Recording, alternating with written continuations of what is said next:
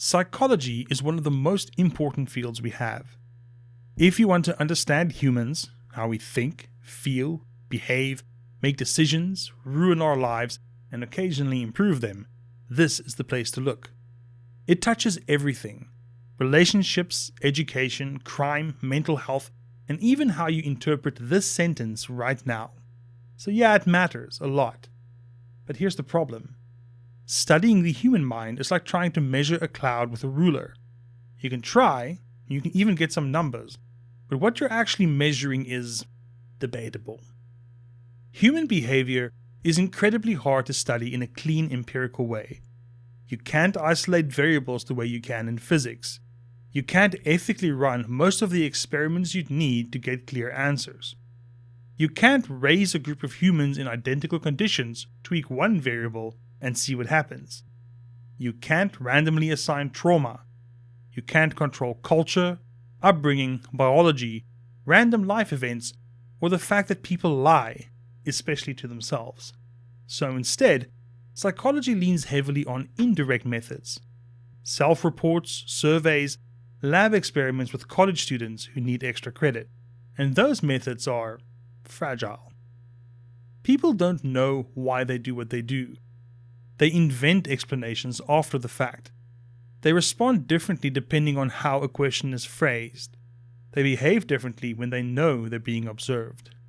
Which means a lot of psychological data isn't a window into the mind. It's a reflection of how good people are at telling stories about themselves. And then there's the replication problem. A huge chunk of famous psychology findings, things you've probably heard of, don't replicate when tested again under stricter conditions. The effects shrink and disappear, or turn out to have been statistical noise dressed up as insights. This isn't because psychologists are uniquely bad at their jobs.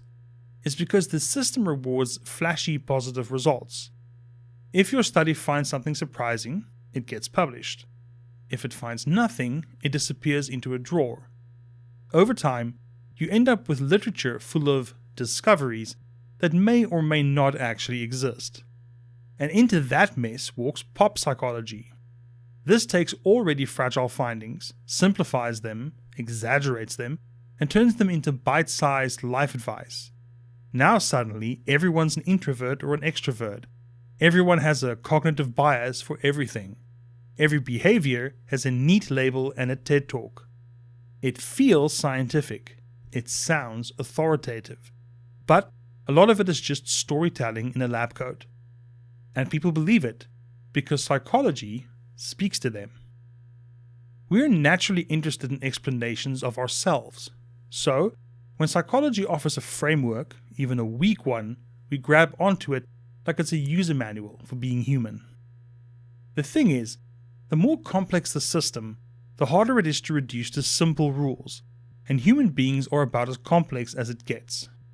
So here's the problem with psychology. It's trying to study the most complicated system we know using tools that were never really designed for that level of complexity.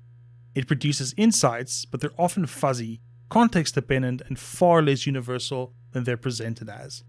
And when those insights get filtered through media, self-help culture, and people looking for easy answers, they turn into something that looks like science, but behaves more like a belief system. Psychology isn't useless, far from it. But if you treat it like a source of clear universal truths about human nature, you're not understanding the inner workings of your mind. You're just replacing one set of myths with another.